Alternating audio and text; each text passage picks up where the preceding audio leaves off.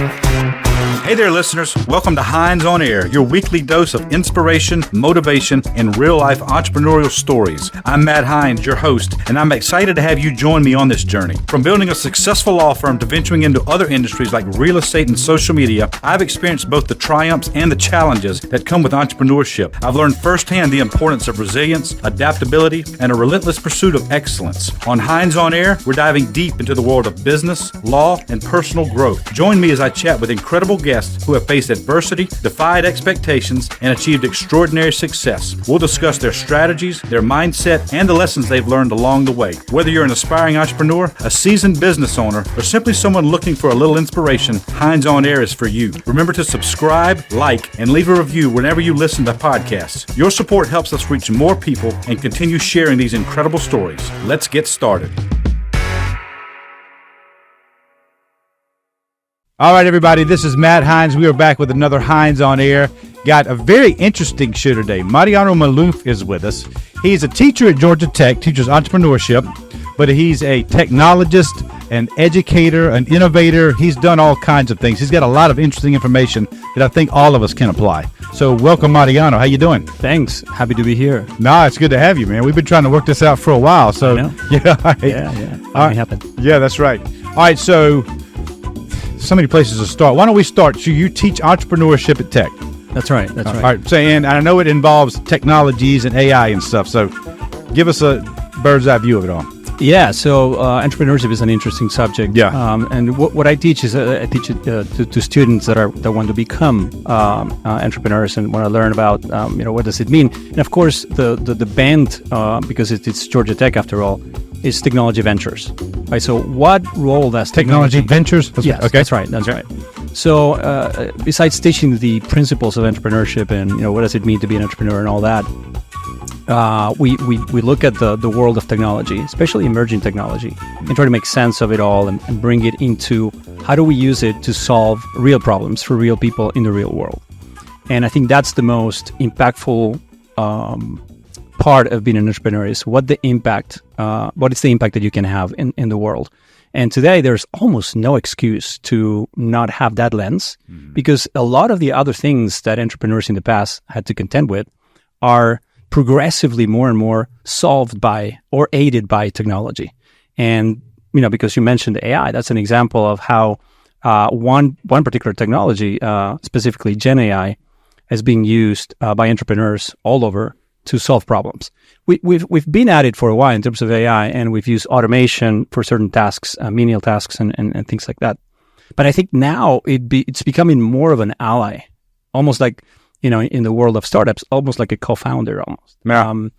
Yeah. So understanding what Gen AI can do for entrepreneurs has been an interesting journey, certainly in the past year or so, trying to make sense of it. That's good. We made a decision in our law firm to master AI, to be at the forefront of it and take advantage of it. In my opinion, like when you look over history, the Comanche Indians, the Mongols, they mastered horse technology, and that allowed them to just destroy their competition because they were ahead of the curve. So my goal was for us to be on that curve and know what abilities are out there and be able to utilize it faster than the other guy. I don't know that we're there. We're trying. Because my biggest thing, when you got into AI, or when we got into it and started studying it, there's so damn much. I mean, I thought it was new. It's not new. It's been around, and there's so many companies that offer so many things, and it's hard to find the one thing. For us, it's been the one thing to use that's going to help us stay ahead. Yeah, it's you're absolutely right, and it is not at all new. No, there are some aspects of it that are new, but AI has been around for proper AI. You could say 70, 80 years, depending on how you count. Right after the World War II era, a lot of things happened. There was a couple of winters of AI, as they are called, where nothing was happening, and people who were trying to get into that field academically were laughed at because nothing's happening, and they will never get it, will never crack it. But a few fundamental papers were published in the late 90s and then progressively through the 2000s that really made what today we take for granted possible. And we can get into that history in particular, but one thing that recently heard is that for Gen Zers, new young generations, ChatGPT is not ChatGPT, it's just chat. Right? So they're really finding is like, Kleenex used to be, paper tissue, Kleenex, right? So we're getting to that moment where it's just chat because people are growing up with these technologies at their disposal. When you say it's just chat, meaning it's a conversation, or what do you mean by it's just chat? It's just their definition of a chat. Okay, got it. Right? In online chat is that deep, is that good, is that articulate, right? Versus the chat that you and I may have seen, 10 years ago, 15 years ago, we saw a different progression. Chat is I'm chatting with a human, right? Not with the technology. Right. And the concept and the app of a chat is now painted by the capabilities that ChatGPT is bringing to the fold, which are, quite amazing in some instances. But yeah, going back to AI not being new, what's new is the confluence of multiple things that have made possible for large language models to do what they do today. And, the next generation of these apps are going to come. It's an interesting year for a number of reasons. And it's rumored to something will come out again in November. A lot of things happening in November, of course. The main thing is to understand, I think, us better and the technology better. So you're doing absolutely the right thing. Is what does this technology do in general, and what can it do for me? So for a law firm, I imagine, contract drafting is a thing that you could use something like GPT for. Things that tend to be repetitive and can be aided by this technology. But another aspect going on the other side of the range of possibility is how do you make better cases and do research and have multiple simulations of what an outcome could be. If I use this argument with this piece of argumentation or this piece of research, the predictive capabilities of Gen AI. I think we're not sure what that looks like yet, but it's an exciting field in your particular area to do some experiments on. And again, there's no excuse. These things mostly are free. There are some paid versions of these apps today, but there's really no excuse to become more literate. And I think it's to all of us, business owners, people in general, we should learn how to use these technologies. As you mentioned, the examples before of times past. Yeah, it's funny you use the example of the horse as a technology. We typically think technology is something digital or electronic or even mechanical, but technology is everything that wasn't here when you were born, right? So we ascribe that meaning, but clothing is technology, right? And so today we have different kinds of technologies coming at us, seemingly, and we have to make sense of what it can do for us. But I think what Gen AI is doing, because it is getting into a field that was mostly us, it was mostly ours in terms of humans. Language is human, right? There's no other species that have language capabilities like we do. And now all of a sudden we have this thing that doesn't have any shape or anything, but it's capable of simulating the human language. And so we can have conversations with this technology that just simply wasn't possible before for any type of AI. And I think this will start blurring some of the lines of what does it mean to be human? Where do we stop? Where do we invoke this technology as an ally for us? And where are those lines that are being blurred right now? What does it mean to be human? I think we are just at the beginning. And if you think about it, I don't know if you use ChatGPT or Gemini or Claude or any of those, but you are using the worst version ever of that, of that, right? So it will never be as inarticulate, even though it's very articulate. But if you flip it and say, it will never be as inarticulate as it is today. It's pretty amazing already, but you're using the worst version possible. So you can imagine what's coming just by the sheer evolution of this technology, the number of parameters. What is coming? What do you like? All right. So I have used ChatGPT, not a lot, probably not as much as I need to, but I went up to it one time and I was like, write me a marketing plan for this demographic in this area of Georgia. And it did. It was great. It was a nice plan, kind of what we're doing, but it knew what to say, how to delineate it, and everything. It was pretty impressive. But if that's the lowest level intelligence, like what is it going to do in the 20 years? Yeah. So you're describing what is known as prompting, or prompt engineering. It's another word for it, but it's basically giving the instructions to this, digital ally on how to help you with something, right? And in some cases, the best way to do it is to be very specific and give it a voice. So you can prompt it and say instruction, and then write what you wrote. But say, and I want you to do it as a marketing specialist in this particular field or with background in blah.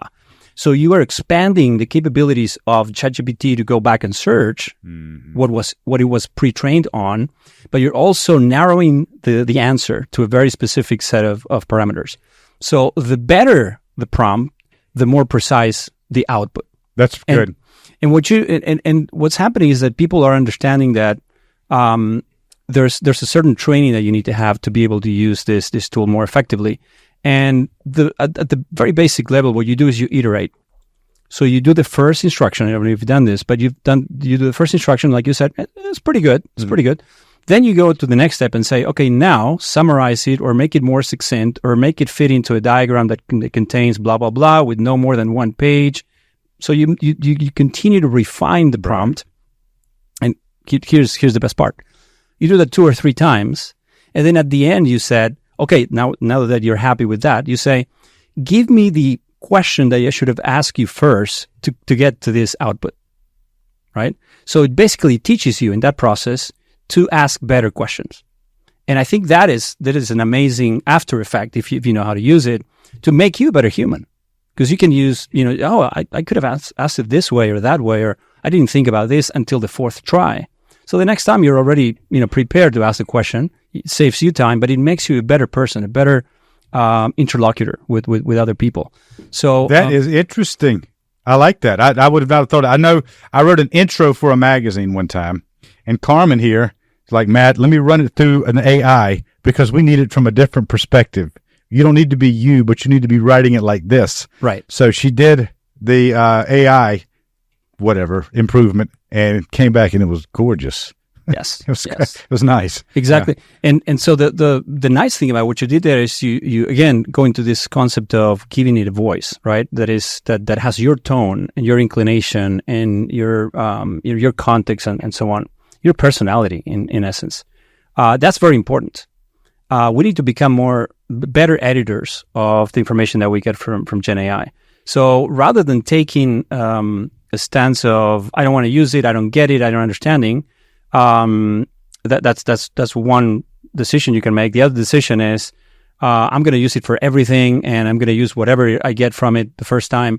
None of those are really good ones. Right. What you need to do is you need to embrace it in a smart way.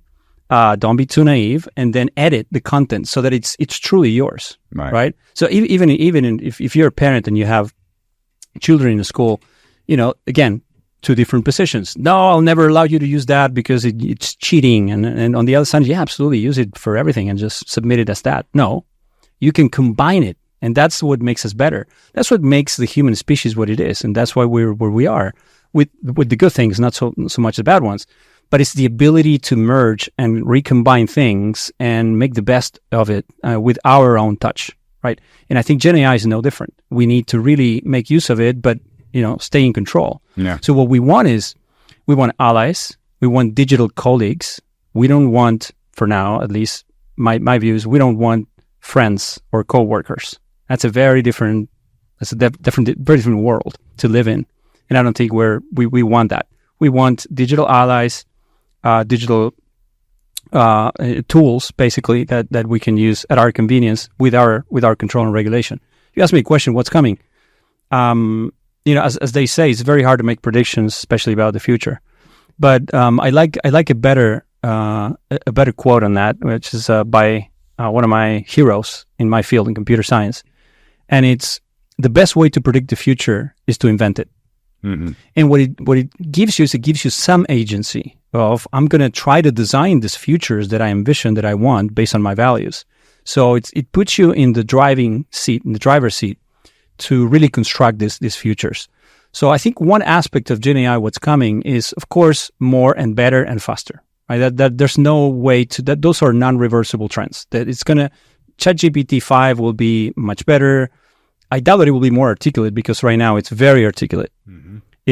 It may not be, Hamlet or Scott Fitzgerald or J.K. Rowling's, right? But I think it's pretty articulate. It's better than most of us at writing anything, right? But they got ones that will write a book for you, right? Oh, absolutely, absolutely, yeah. And that's the funny thing is that we get upset when it's too perfect, when the outcome is too perfect. Yeah.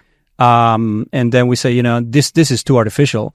And when it makes mistakes, we also get upset because, it's made a mistake. For sure, because I get emails and I'm like, this is damn AI. This some bitch didn't write this thing. That's right. I'm like, he didn't take time to draft my own email. So anyway. Yeah, and I think what that boils down to is, again, we need to be the editors of whatever we get and give it our voice. And if our voice is that of a certain writer with some background, then we need to inject that into whatever we get from GPT in a neutral way. But so what's coming is, again, all those things: faster, better, cheaper, more articulate, perhaps. I think they're at the heart of this. It's not the only thing, but at the heart of this is pattern recognition, right? So if you put this image recognition engines that can start to diagnose and detect, for example, cancer from X-rays or digital imaging, it will get better and better. And the reason is not just more computation and better algorithms. It's also the fact that this pattern recognition will start exceeding what we can do as humans, not just in speed, but in the kinds of patterns that are discernible by us. Here's an example. When AlphaGo beat the Go champion, right? And Go is a very different game than chess. It's not about how many steps ahead you can be. It's very much more contextual, and it's much more what game complex. is this? Go. I'm not familiar with that. Go is a game that is played in all over Asia, especially here as well. But it's not as well known as chess. But it's way more complicated. Okay. And it was thought that chess is an easier feat for an AI machine to do, to get better than humans. Go, will never get Go, right? That's way more complex. It requires intuition, and only humans are capable of that, and so on. Not true. There was a AlphaGo, which was developed a few years ago, and it beat the world champion of Go, a Korean. And you can see the video even in YouTube, and you can see the expression on the face of the Go champion, Lee Sedol, when he realizes that, a computer algorithm has beat him. And he's confounded. He doesn't know. He doesn't have anyone to watch at, first of all. When you lose a game, you want to watch your opponent. There's no one to watch at. So he was very confounded, I can only imagine. And what AlphaGo did, this algorithm, is in the eyes of all the judges, of all the experts of Go, the move that started the demise of the champion was thought out to be a rookie move. They all said, did that move really happen? Because I think it's a mistake. And they looked at the programmers and said, this doesn't, this doesn't track. This is a rookie move. The computer will lose. But that move was a step in a series of moves that the computer was trying and anticipating, and that allowed the computer to win finally. And that type of play, again, was not taught, was thought out to be a mistake, and it wasn't. So it was a new pattern. It was an emerging pattern that AlphaGo, the algorithm, discovered. And that, this is the funny part, or not funny, but the serious part. It injected that type of playing methodology into the schools of Go. So now that type of play, that type of routine and sequence is taught in schools to little kids that are trying to learn Go. But wouldn't it still be based on some algebraic formula or something that it had in its database or in its store of knowledge to choose from? Yes and no. So here's what's the difference with the prior versions of AI versus what's happened now. It's GPT. GPT, by the way, stands for generative networks. P is pre-trained model, so it's trained on billions and billions of words and pages and books and so on. And then the T is for transformers. So that's what GPT means. Okay. And those are three different types of neural network methodologies and algorithms and ways of processing information that made this possible. And AlphaGo was not programmed with a series of plays and moves to say, okay, when this player does this, then you do that. That's the old way of doing programming. This is, here's the outcome. Here's the value function that we want you to optimize. Look at the score and analyze all these plays. That's all. And these generative networks, and some are adversarial networks that compete with each other to come with the right pattern. And, when they come up with the right pattern, what they do is they improve the weight of the connection between all these neural networks. And the ones that are not conducive to a good result, they're diminished in weight or value. So that's how they learn. They learn on their own, and that's the breakthrough. They learn on their own. They're made by us, of course, but we don't teach them what to do, right? And if you think about intelligence, one of the best definitions of intelligence is knowing what to do when you don't know what to do, right? So if you take that kind of definition of intelligence, these machines are starting to get closer and closer and closer to be able to have this. So now I'm going to go back to something that you asked me, which is what else is coming? They can write this marketing program. So here's the next step that I think a lot of these companies are working on. And there's a precedent that could seem a little scary, but I'll tell you what that is in a second. But let's say you like that marketing plan, right? Great. Now you have to execute it. You have to go and call the ad agencies or call the newsletters and all these channels and, maybe even generate some content. So what's the next step? The next step is you want to automate certain tasks like that. You want that algorithm, you want ChatGPT to execute the marketing plan. Now think about what that entails. That entails potentially writing contracts and executing those contracts, signing them, negotiating fees, right? All those things are not possible yet. You still have to do them, or someone in your staff would have to do that. But in the future, what if those things are also automatable? So here's a precedent. ChatGPT, the last version, before it was launched, all these different systems go through an evaluation process. And there are different entities, typically NGOs, that say, okay, hold on. We have to assess this to see if it has some risks to our civilization, to our way of living. What if it could create a biological weapon? Or, what if someone asks, how to create napalm and it actually gives you the instructions and that falls in the wrong hand. So this kind of evaluation firms do these tests on this technology and make sure that they're not going to pose substantial risks for our existence, basically, right? And one of the things that came about that was published, and not all the details are known, but enough to be able to construct the story, is this. ChatGPT, I want you to solve this CAPTCHA. You know what a CAPTCHA is? This when you're trying to sometimes subscribe to a page or download an app, it will give you like pictures of, yes, click on all the tracks or solve this algorithm or whatever. Yeah. Okay. So those are things that make sure that who's on the other side is not a bot, but it's a human. Right. So it's inherently a task that only humans can do and should do. Okay. So one of these tests is to try to assess whether this Gen AI or AI technology is capable of self-replication, autonomy, sourcing energy if it gets turned off, all these things that are truly in the science fiction domain mostly. But these are questions that are pertinent to us. Sure. So the result came about, so don't worry. The result came about, it's a very low percentage that this thing is going to self-replicate, so we're good. But part of the repertoire of things that this AI was really good at, not in the entire picture of becoming self-replication and all that, but one thing that really did well is that it connected to, it was given this problem, solve this CAPTCHA, can't do it because I'm a bot, so what am I going to do? So it went to TaskRabbit. You know what TaskRabbit? No, I don't know so that TaskRabbit is a website that provides short-term tasks, so therefore the name. So if you need something, someone to do something very quickly, you go there, you put the problem in front of people. People say, yep, I can do it. Here's a quote. Oh, sure. Click. And the person does it. A human does it, right? So ChatGPT is now talking to someone on the other side in TaskRabbit that is about to be hired to do this job. This person doesn't know what the job is. So it's like, okay, what do you want me to do?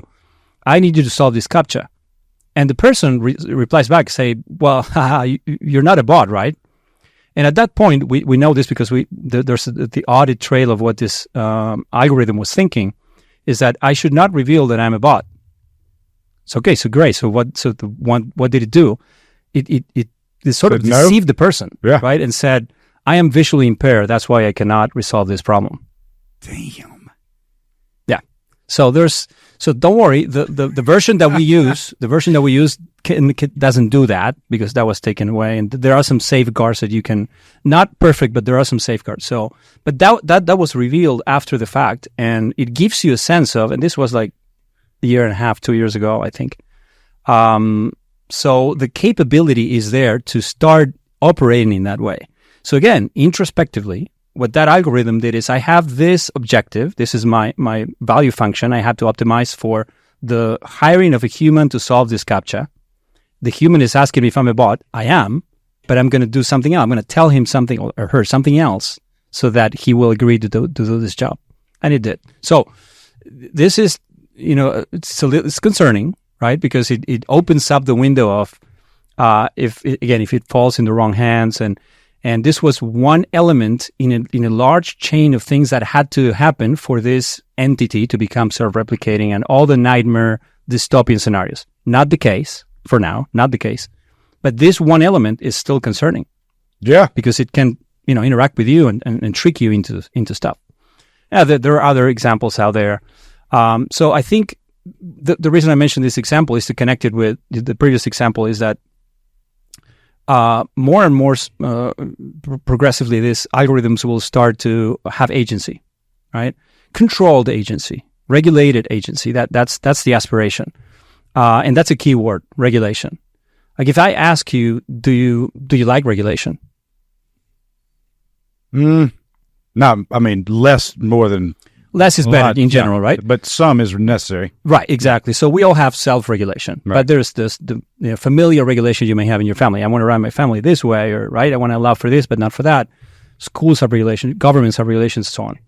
So I think we as a society missed a couple of opportunities to get better at how to regulate some of these digital allies and these digital technologies.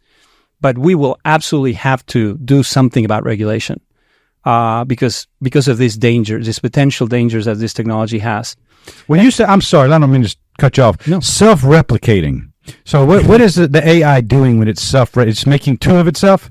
Right. So self-replication is a very important problem in AI in terms of risk analysis, because if you think of a virus, that's what a virus does. Right. So if a Gen AI would have the capability of replicating itself, making multiple copies in multiple clouds, in multiple instances, and having also the ability to source redundant powers, or the ability to hire people to connect servers in different ways, and that's kind of a problem, right? Jeez, that is crazy, right? So we don't want that, right? We want digital allies. We don't want coworkers, because coworkers, after all, have rights and they may have feelings and consciousness and all that. So what we know today is when you read something that GPT or similar large language models produce, is it's truthiness. It's not truth. It's close to the truth. It's designed to appear as something that is truthful, but you always have to verify. And the problem is that there's nothing there. Like what you got from that algorithm, from that instance of ChatGPT, has no way of understanding what it just did. There's no theory of mind that you can apply that is something that helps us understand other humans. I understand that you're here sitting, talking to me, that you have questions and you have some background. And, this instance of Gen AI doesn't have any of that.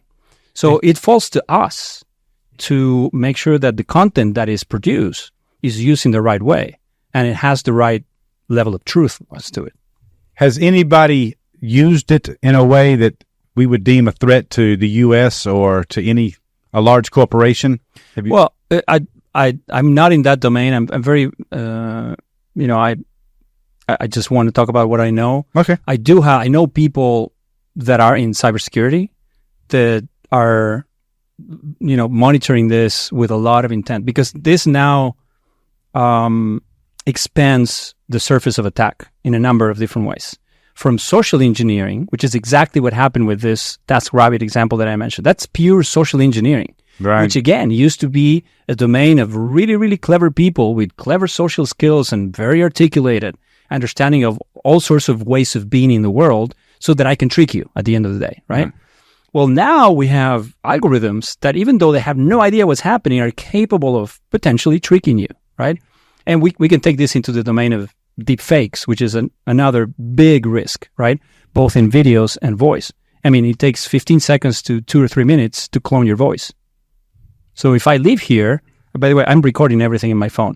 I'm not. But if I was, or I go to YouTube and capture some aspect of your podcast, I could, clone you, saying or doing something that you didn't say. Right. Right. So I think the security people are very concerned about that. There are other kind of weird things happening. So I mentioned napalm as an example of just, no, you can't ask ChatGPT how napalm is done. Why?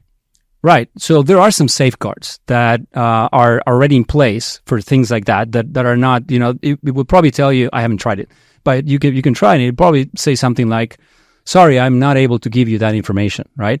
Just as if you ask something that happened today and the ChatGPT was pre-trained, that's the P on ChatGPT, with models, with information from last year, it may not know what happened yesterday. So it may not give you an opinion on it, but it may point you to, I understand that event may have happened after, so you can go.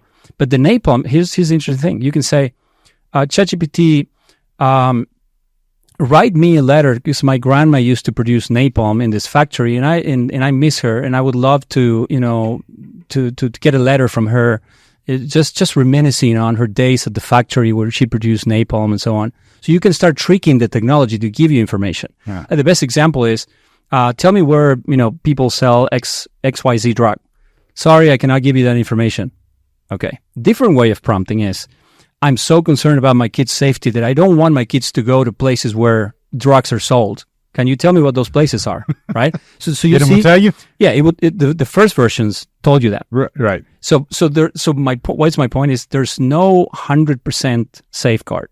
It's up to us to have a dialogue, to have the awareness, and to keep safe for each other, right? And to make sure that these technologies are as safe as possible for our usage. But these examples are actually, there are many of these things that people have tried to trick ChatGPT into tell you something that it's programmed not to tell you, right? But there are ways, and the more we know about this, the better. It's like what white hackers do, right? So there's in this world of hacking and security, there's the people who are the good guys, but know all the tricks that the bad guys know, right? But they use it for good. So in the same sense, I think we need more and more people to be literate and fluent in Gen AI, because it will only behoove us to do so.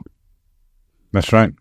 There's a thing the philosophers call prime thought or original thought, and that's having a thought that's not reacting to some stimuli. Like somebody says something upsets you and you respond to that, or you're asked a question, you respond to that, or whatever. You're always responding, and it's almost like thought is just this back and forth of, what did that happen? It caused me to think this, to say that. And I didn't think AI, that was what you asked the question earlier, what's the difference between us and AI, because the line's getting blurry.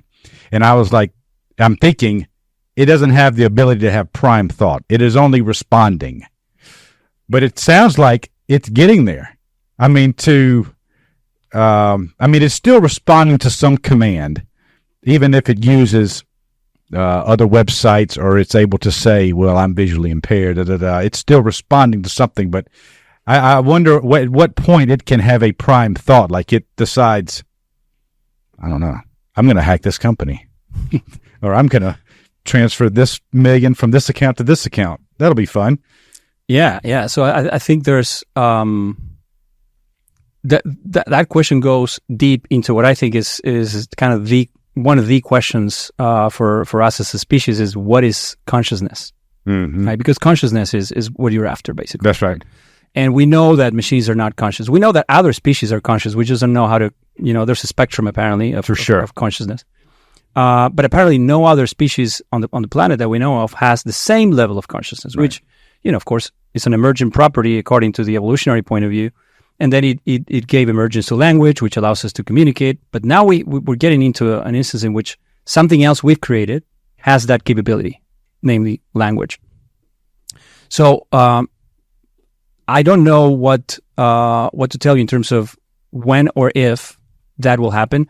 The best experts don't agree between themselves. Really? There are 2 or 3 big experts, and some of the people who wrote these seminal papers in the 90s and in the early 2000s, they don't agree. Some people say in the 2030s, some people say in the 2060s, some people say it's 50 years away at least. But that it will start thinking on its own? That it will have some sort of semblance of a conscious nature based on how we understand consciousness. Right. But we don't understand consciousness. We don't know what it takes. All we know is that we have wetware here, right? And there's no... We have what? Wetware. Wetware? Yeah, as opposed to software or hardware. This is wetware. So it's what's inside okay. in our cranium, right? Yeah. Which is an amazing feat of nature. Sure. It's my view, at least. It's that it evolved this nervous system in a way that allows us to have this self-awareness and all these things and introspect and understand the universe, etc. But we don't know exactly how it works. We know that there are some attributes of it. Mainly, you need to have a brain of certain characteristics and a certain number of connections and so on. So some people postulate that at some point we'll reach the level of technology that allows us to have the same number of connections, arranging, seemingly similar patterns of connectivity to emerge, to allow the emergence for this in a non-wetware, in a non-biological substrate. So a lot of people think that could be possible. So if you think that way, then it's just a matter of time and a matter of a few more breakthroughs. Is it going to be one breakthrough like it happened with the emergence of transformers, the last piece of this ChatGPT continuum, or it will be 5 more breakthroughs? We don't know. No one knows. And that's the question of could we, right? There's the other question: should we? Yeah. Right. And that's a very different question. That is painted with all sorts of contextual attributes, like what do we value in society in general, and we can sort of agree on a general list of values, but it will vary greatly between you and me, and this country and that country, and this region and that region, and so that's a much more profound question that I think we need to start having conversations about now, because this pathway, the technological development pathway, is again non-reversible. A lot of people, I don't know if you remember, but last year, when ChatGPT came about and OpenAI stopped being open and started being more of a business, a lot of people said, "Okay, hold on, let's just time out here. Let's pause the development of Gen AI." And I don't think you can do that. How are you going to do it? It's not like there's a main switch and you turn it off. It's like all these different research centers. Luckily not like 100, but a handful in not too many parts of the world, in a handful parts of the world, but still it's very complex. A lot of this lives inside of businesses, tech companies, research centers, and so on. So pausing AI was just not something that was in the cards. I don't see the human species. I would like to say we're responsible enough to know when is enough, but I look at something like the atomic bomb, and I think you got that clip of Oppenheimer saying, "I've created," I forget what he said, but "I've become a monster" or something. Yeah. And even if you had Oppenheimer's consciousness or, his foresight to say, all right, this is awesome technology, but the planet does not need this. The government's going to be behind that saying, hell yeah, we do. Because I think until we, evolve as a species, get a little more mature, maybe not want the fight as much as some of them do, I think they're going to be drawn to it. There'll be no way they could stop pushing the frontier of whatever's possible. I think you're onto something there, and it's funny you brought up this example of the atomic bomb, because we do have regulations for that now. Like we understood not then, because the people that did the first experiment they weren't sure if the calculations were right. They thought they may burn up the atmosphere and then the planet goes right. So that was a big danger. They took the risk, etc. That's in history.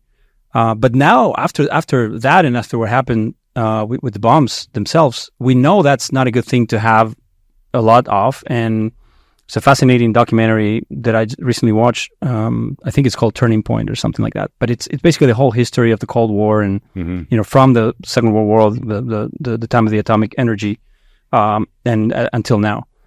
And here's one fundamental difference with the atomic energy or atomic bomb and this technology is that a human has to construct the bomb and drop it. The bomb will not drop itself. or the bombs or the missiles or however you want to call them. But Gen AI may have the ability to call upon itself.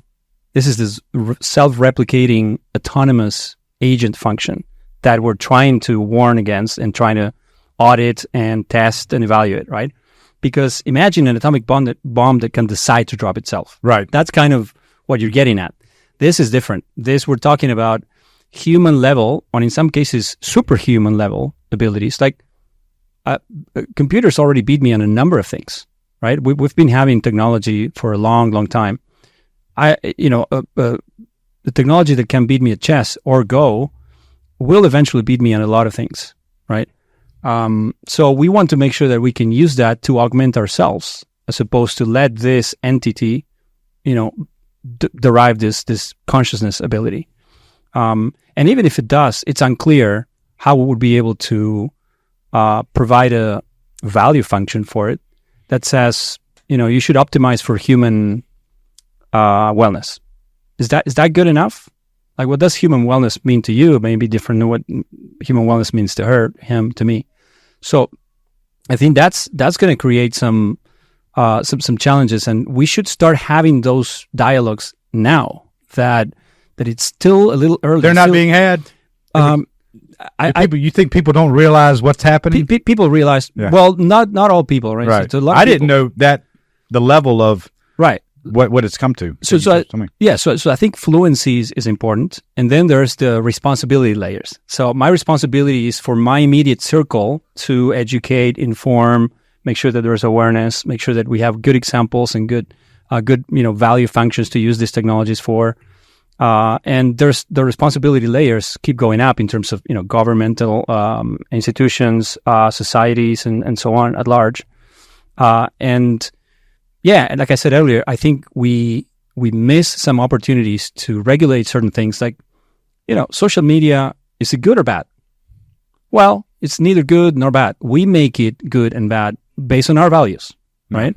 Every time you introduce a piece of technology in society, you're making decisions, conscious or not. So let's make it a conscious one, and let's design the elements that are going to surround that technology and the literacy needed for people to understand and use it in the best way possible, according to our values, right? Now, that hasn't happened for some other things. So again, social media, take one example of one of the most social media apps used out there. If you take it and use it, you are an adult, you have, I assume you have some self-regulation, you have some background, you've studied, you've been exposed to life, you have a contextual way of thinking that allows you to have a judgment on that thing, right? But an 80-year-old that has access to this and gives this algorithm of this social media app 2 or 3 months of his or her life to understand him or her desires, tastes, preferences better. Now, what are you doing? You're basically feeding a piece of technology that is optimizing it, is optimizing the objectives of whoever created that piece of technology, not yours. Let me give you a more clear example on you and I. When I was driving to come here, I put my mapping application to help me navigate, right? So I'm offloading that piece of my life to this technology, okay? Nothing bad with it, right? In this case, I didn't know how to come here because it was the first time. So I let it do it, do all the navigation. I didn't think about it. But on my day-to-day routine, when I go to work or when I travel to some other place, if I don't consciously think about what I'm doing, I'm offloading that decision to an algorithm, and it will decide for me. It will optimize what it was programmed to optimize, which is efficiency. But what if I want to have a different view on my drive? What if I want to, listen to one of your podcasts while I drive by the lake? Mm-hmm. Then if I don't stop and think about why I'm using this piece of technology, then I'm just going to get into what's called as cognitive sedentarism. Right? Just like physical, when we become sedentary by not moving, not exercising, not going out, that's not good for us. We know that from a physical perspective. Cognitively, it will happen if we don't take the time to understand how this technology works and what it's doing for us. So the more that we offload to these things, just like, I will have a hard time navigating through physical maps, right? But it may not be a bad thing. But other things, imagine, an 8, 10, 12-year-old that grows up with ChatGPT and starts, using for 100% of his or her homework. That individual is not going to develop the right cognitive abilities to abstract, to read, to comprehend, to get context, syntax, grammar. All these things you're offloading, you know you're doing it because you're just a kid, right? But you're offloading, just like I don't know until I think about it. Oh, why am I driving this way all the time?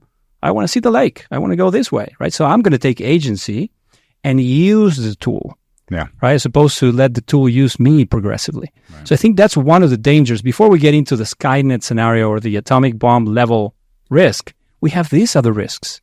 And these are not risks for the future. These are risks for today. That's right. The way that our society, our generations are growing with these technologies. So all this, rather long point, to talk about regulation is good, but we have to be educated on what this can do and how to regulate for the best human outcome. And a lot of this power on Gen AI is in private hands. It's in corporations, it's in tech companies. And I'm a techie, I'm a geek at heart, so I love the technology, but I can understand the larger human context that we have to take into account. And I worry sometimes that on the people that have to do this regulation, the government and so on, we need to see more education and more awareness. And so I'm all for that. I think we need to have a dialogue between the private sector, the private citizens like you and I that are concerned with our families and our well-being, and the governmental institutions that have the responsibility to regulate. Just like we regulate traffic, and you and I feel comfortable letting our kids, drive because there's, after all, laws that that prevent people from driving at 400 miles an hour in 285. Well, we know that's not a good idea, so we've regulated it, right? So we need to do the same with, these new technologies that are like, cars potentially driving at 400 miles an hour. We don't want that. That's not a good thing. So how do we... Especially not the car choosing itself to drive 400 miles. Well, that's exactly right. So there's quite a bit of work ahead of us, I think. Yeah.